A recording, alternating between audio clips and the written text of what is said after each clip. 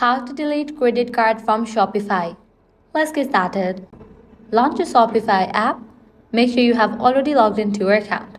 Now, at the top left, you're gonna find your store name. Click on that. Different options will appear. Navigate to the option settings. You will be directed to settings page.